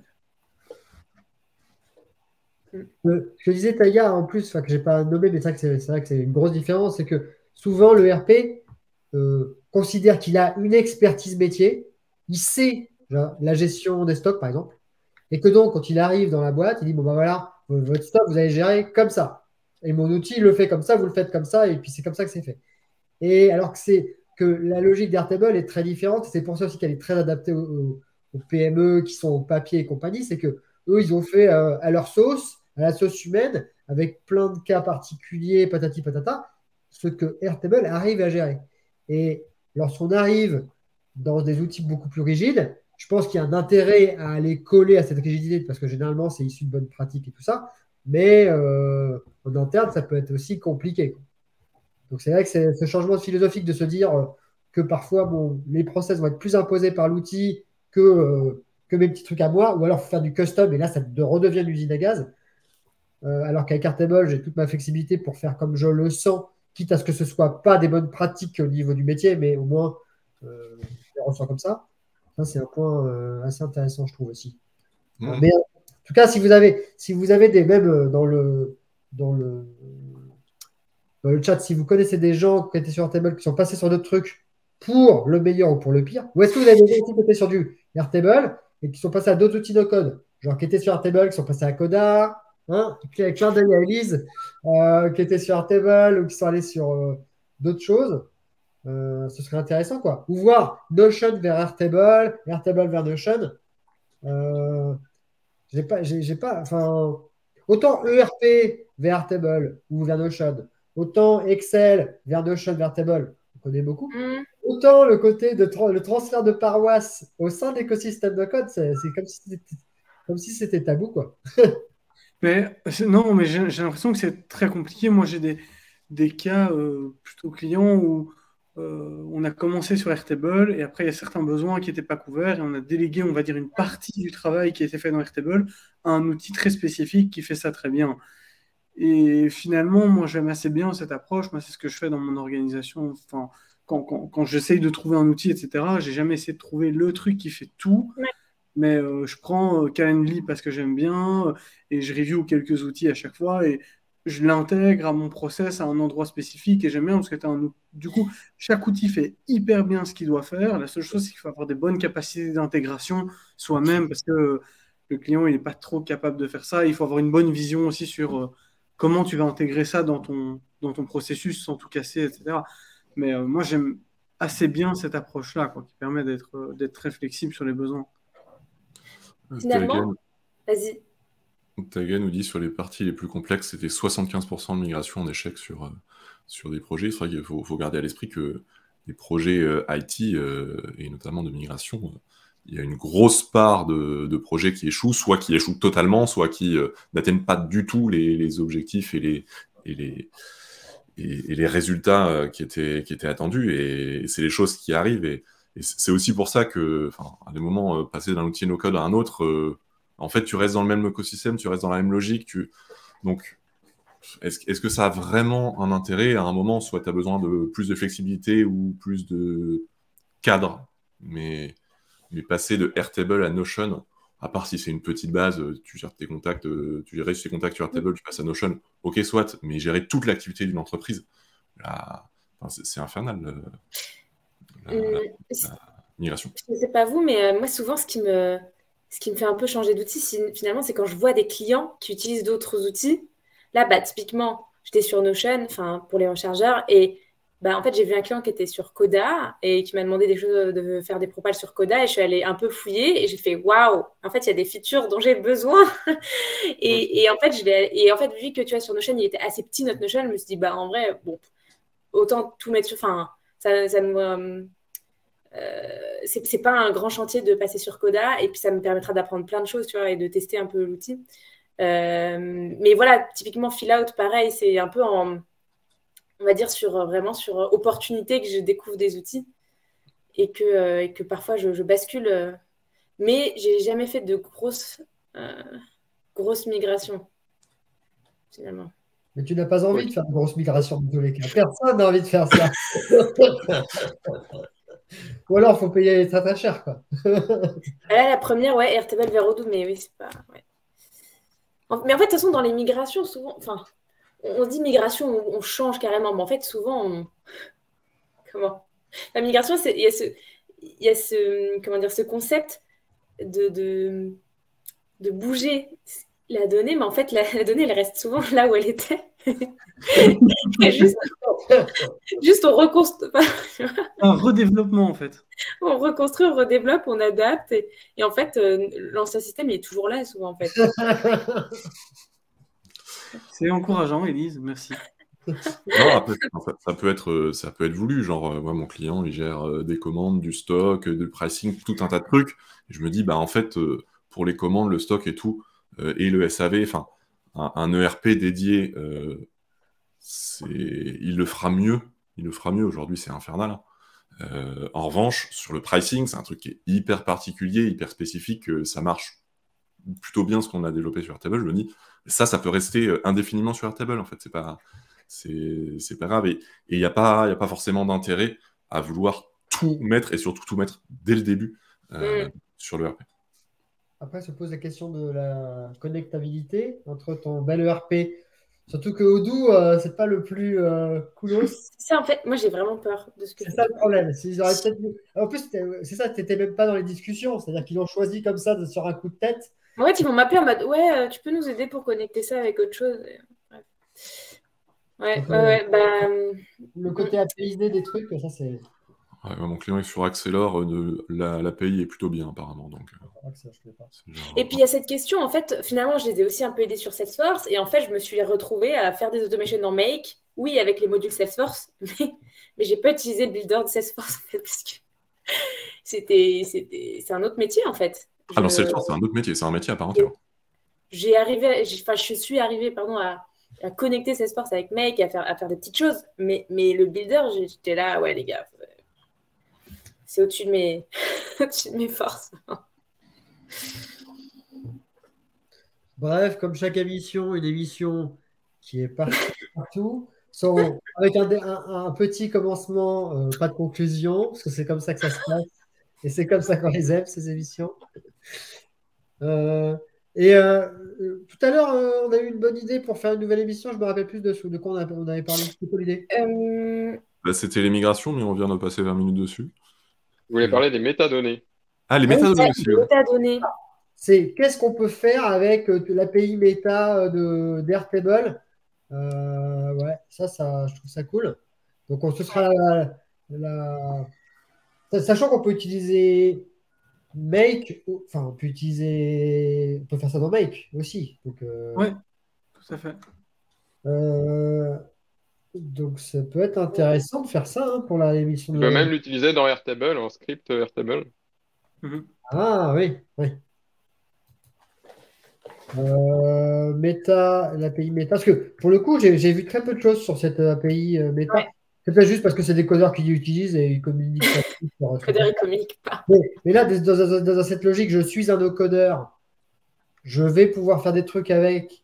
Et qu'est-ce que je peux faire dans le cadre de mission, en fait, ça peut être ça. Ou alors, tu vois, moi, le use case que je voyais, c'est ce côté, comment je peux, je sais pas, avoir une logique SaaS potentiellement avec ça. C'est-à-dire, je sais pas, quelqu'un s'inscrit sur mon site et ça build sa base Airtable, ça va builder des champs par rapport à des choix qu'il a fait sur un formulaire. Ça va même aller créer des automation make, puisque aussi dans Make, il y a l'API Make. Donc, je suppose qu'on peut aussi générer des scénarios dans Make et d'avoir Clop. Alors, on ne va pas générer des interfaces, mais de voir comment créer un espèce de truc comme ça qui pourrait, entre guillemets, scaler, parce que qui automatise la création de l'outil configuré par une personne extérieure via un formulaire.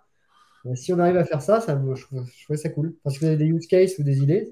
Là, comme ça, je dirais que Ça me donne pas du tout envie de faire comme ça, parce que si chaque client a sa base, et puis ses scénarios mecs, etc., si tu veux faire une modification, t'es mort. C'est plutôt utilisé pour les intégrations externes, genre tu veux lister les bases, machin, et ça peut être utilisé. Moi, j'ai utilisé un peu l'API metadata, mais plutôt administration, qui a le droit de voir quoi, etc. Parce que pour un déploiement large scale de Airtable, en fait, bah tu peux pas. Quand t'invites les gens, ils ont pas de compte. En fait, tu peux pas mettre les gens dans des groupes tant qu'ils ont pas de compte. Eh bien, là, Et tu dois les. tu parles d'Enterprise, là. C'est le forfait Ouais, Enterprise. mais ouais, je sais pas si on a accès à cette API sur les plans pro, peut-être pas, ouais. Je pense pas. Je pense pas. Ouais, la metadata API. Déjà, la notion de groupe n'existe pas. Ouais, exact. Mhm. Et Florian, toi qui as une culture produit forte, enfin, si, Ah bon? t'as des petites choses là-dessus. Sur quoi? Sur la métadata? Bah, le fait d'utiliser l'API, mais bon, c'est peut-être aussi notre discussion, mais l'API l'API l'API sur les métadonnées pour créer des tables, créer des champs. Pour moi, c'est plus un outil qui va servir soit à des développeurs d'outils externes tiers, on va dire du Stacker, du Software, etc., ou, Ah, ou pour faire du tooling en interne pour toi en Mm. tant que consultant, pour dire, bah, OK, moi je sais qu'une table personne, j'ai toujours besoin d'une table personne et une table société, bah, tu ouais. pourrais avoir un bouton ou un script que tu copies-colles, mais ça, à la limite, tu pouvais déjà le faire avec les scripts avant, mais tu pourrais le faire via l'API et dire, OK, ajoute une table contact et société à cette base, ou crée-moi une base template avec contact, société, tâches, j'en sais rien, tu vois, des espèces de templates. Maintenant, l'utilité, vraiment, je sais pas, moi, c'est plutôt pour aller lire une Ouais. structure existante et pour faire de l'automatisation sur des bases de données sans en connaître la structure à l'avance. Moi, je m'en suis servi pour faire de l'inventaire, pour inventorier les bases Airtable et les tables et les champs de toutes Oui, les c'est ça. tables dans une même table, voilà. C'est Mais ça. c'est un peu du One base tooling. to control them all, quoi. C'est un anneau unique. Mhm. Pour avoir, enfin, pour faire de la documentation, l'observabilité, etc. Enfin, par exemple, NCScale, ils bossent, j'ai vu leur. Enfin, ils travaillent sur un outil de documentation, entre autres sur Airtable, sur Make, etc. Et c'est vrai que eux, bah, ils utilisent cette metadata API et c'est utilisé comme ça. C'est des choses qu'on peut faire nous-mêmes, mais c'est vrai qu'il y a des outils comme ça qui peuvent les utiliser, les agréger. Après, au quotidien, moi, Et moi, je pense forcément l'usage. l'utiliser un jour, parce que j'ai fait un petit outil pour inventorier les bases, et je pense qu'un jour, je le ferai évoluer pour homogénéiser mes noms de champs, par exemple. Tu vois, c'est plus rapide de tous les renommer, les homogénéiser quand tu les as chargés en base, que d'aller éditer chaque champ un par un, d'aller éditer leur description, etc. Là, tu pourrais imaginer avoir un outil Mhm.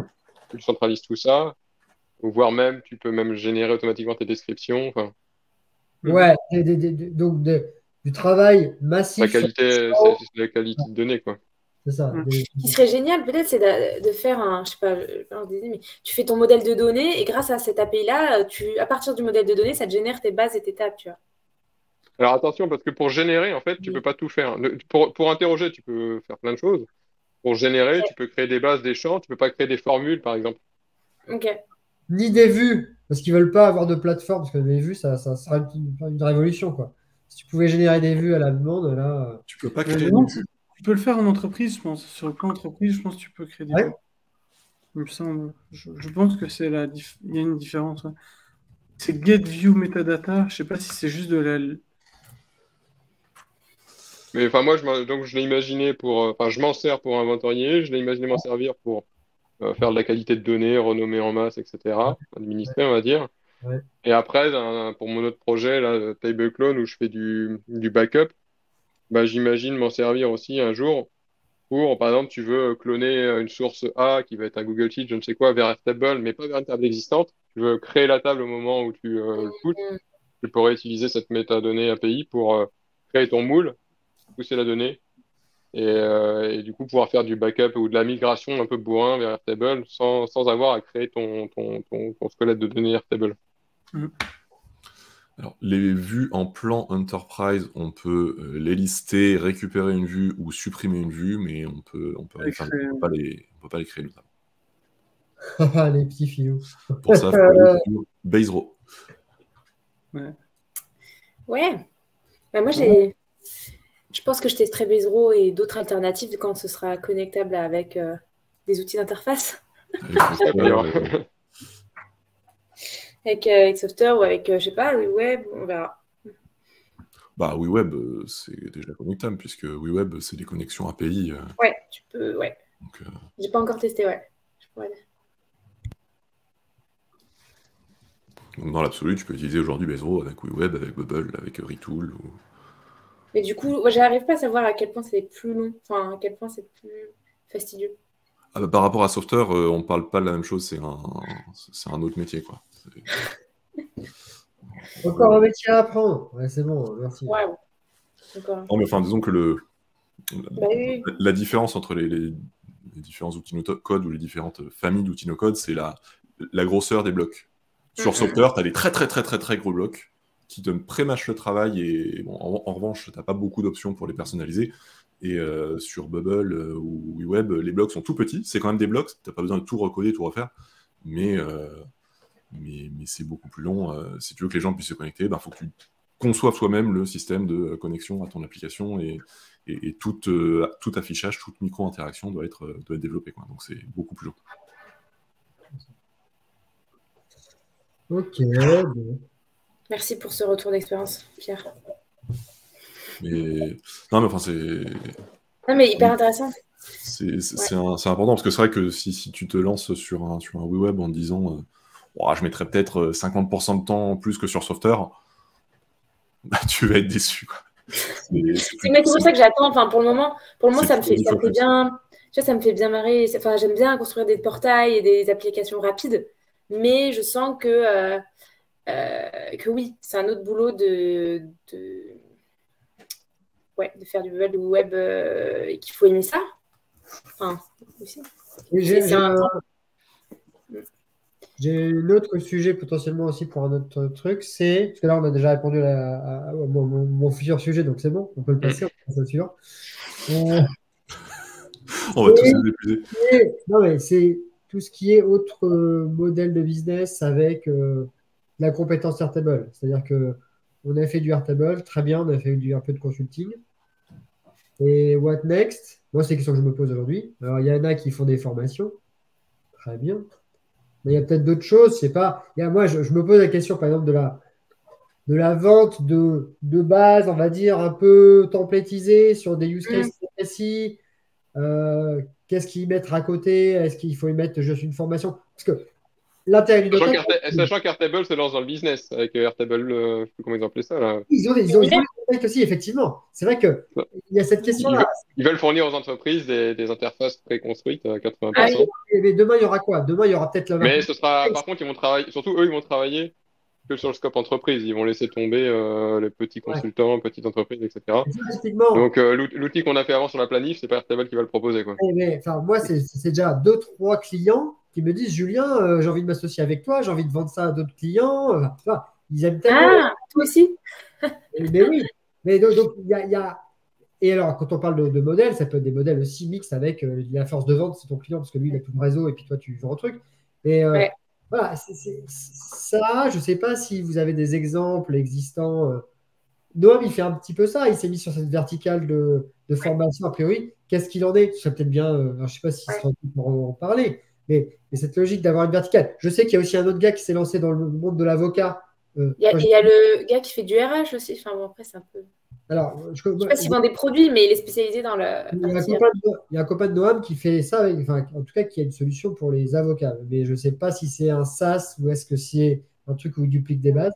Enfin, je ne sais pas. Mais cette question de se dire, au-delà du consulting, comment on fait pour peut-être vendre des trucs un peu plus scalables en mode template.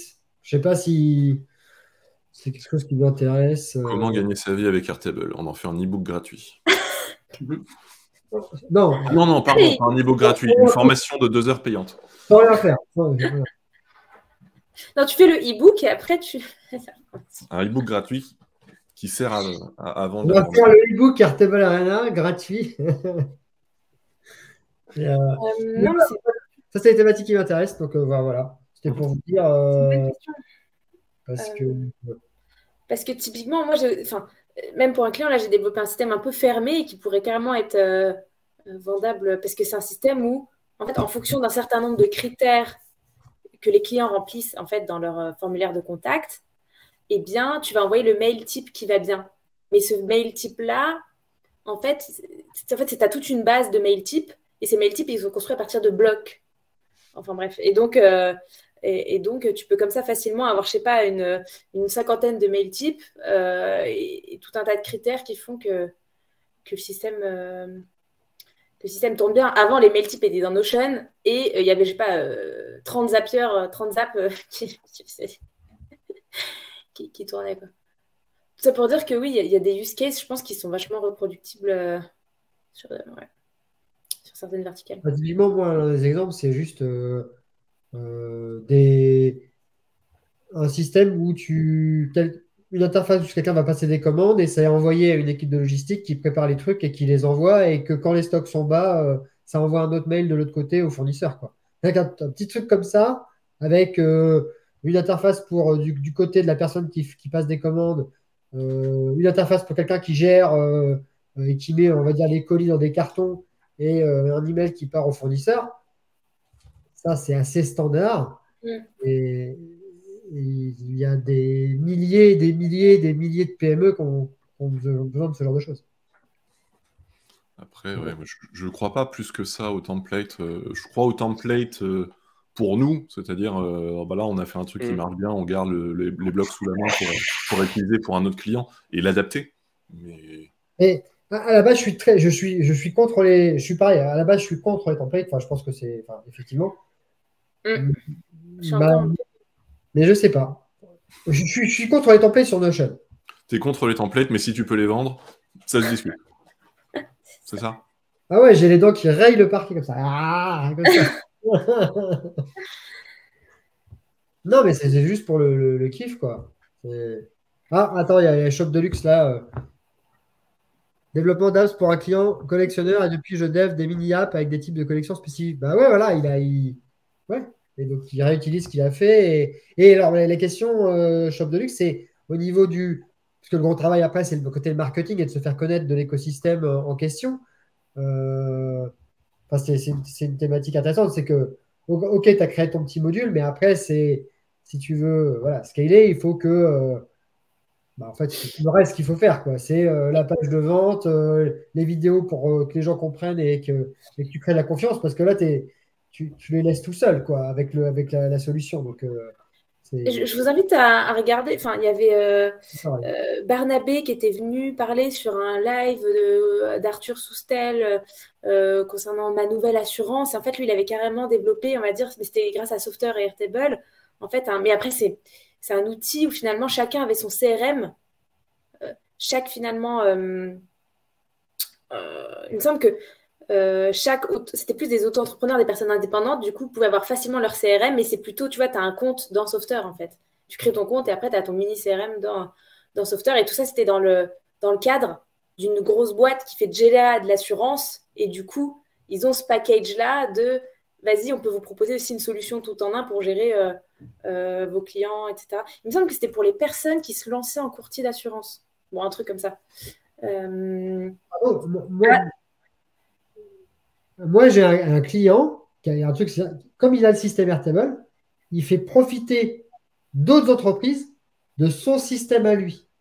Là, typiquement, ce truc-là, tu as les abonnements et finalement, d'autres gens en bénéficient. Ce que j'allais dire, si tu as ta base et que, par exemple, tu gères, je sais pas, tu vas récupérer en magasin des informations sur des produits, par exemple, tes produits à toi. Donc, tu choisis ton produit, tu fais des photos, tac, tac, tac, tac, tac, tac.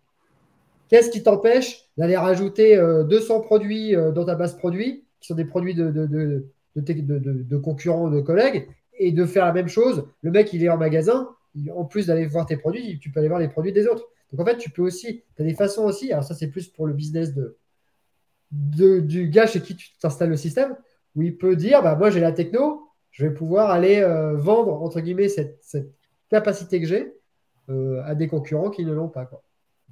Enfin, ça peut être intéressant d'échanger sur tous les petits use cases un petit peu business qu'on a vu comme ça, que je trouve assez cool. Qu'est-ce que ça peut vraiment caler, ce modèle? Scaler. Et- Ça peut scalouiller, quoi. Ah, on peut monétiser la base de données client. Ah bah ouais, ça c'est bien ça. C'est vrai que tu as des clients qui ont des bases de données de 4000 des clients. C'est vrai que moi j'ai des clients qui ont au moins, je sais pas, 30 000 mails, très clairement. Euh, et des mails qualifiés de professionnels en plus. Oui, avec ça, tu peux. Genre, j'ai la base d'email de l'ensemble des consultants d'un grand groupe de consulting. Donc, par exemple, ça, effectivement, je pense que ça peut se monétiser assez fortement. Mais, euh, mais ça, t'as pas le droit, normalement, je crois. Moyen, ouais. Ouais. Bon, moi, je vais devoir y aller. Ouais. Ouais, moi aussi. On va arrêter là, parce que sinon, on peut discuter toute l'après-midi. Il faut quand même aller travailler. En plus, vous allez être en week-end aussi. Je sais pas, en Belgique, c'est le week-end aussi? C'est le week-end Non? Pas à partir de maintenant. Voilà. Il n'a pas toujours férié, quoi. Mardi, c'est pas le week-end mardi en Belgique? Non, mais Non, ça, pas encore le week-end. Je sais que. Mais vous travaillez 5 jours la semaine? Ah oui, la base produit, excuse-moi, il a dit base produit, pas base client. Ouais. Mais non, parce que moi, je pars ce week-end. Je pars. Comme j'ai une compagne qui est prof, le mercredi, il y a Oui, pas oui. Jeudi férié, jeudi vendredi, le férié, pont. vendredi pas cours, donc oui, moi, je pars ce soir. Moi Excusez-moi, aussi. ce soir à minuit, je suis à Noirmoutier, donc Aussi, je me fais embarquer. voilà. Bon, Allez, bon, en tout bonne cas, c'est après-midi. cool. On s'est bien Merci. amusé. Pour moi, c'est le principal. On a appris quelques trucs. Comment, avec FOR, aller chercher Le format. le dead format. Je pense que c'est mon apprentissage de la journée. C'est déjà, ça va me faire gagner pas mal de temps. Tu feras un post, Julien. Tu mentionneras Ambroise. C'est ça. Il n'a même pas modifié le Notion où c'est marqué Ambroise, quoi. Ah oui, c'est vrai. Il a même pas Même sur modifié. LinkedIn, il l'a mentionné, je pense. Oh là, honte. Oh là là. Bon, ok. Allez, Je vais aller regarder ton LinkedIn. Je vais te faire un biopic. Je vais faire un post pour toi. on m'a. Une ode à Valérian. D'ailleurs, Valérian, moi, ça fait toujours penser au jeu vidéo là, qui s'appelle Valériane. Là. Ça s'appelle comme ça, le jeu vidéo. La BD, le film de Luc Besson. Il y a un film de Luc Besson issu d'une BD qui a inspiré Star On Wars. va dire merci à Shop Deluxe qui est resté jusqu'au bout. Franchement, Allez, c'est Et bon. merci Xavier aussi. Ouais, mais merci Xavier qui est Voilà. là, Martial, tous les gens de Code France. bon après-midi à tous. Allez. Ciao. Xavier, Bye que je bye. n'aurais pas suivi tout le long parce qu'il n'a pas réagi quand on a parlé de Coda. Salut, oui, c'est vrai, effectivement. Il aurait pu réagir. Il ne l'a pas fait. Bon. Allez, bye. Salut. Allez, salut tout le monde.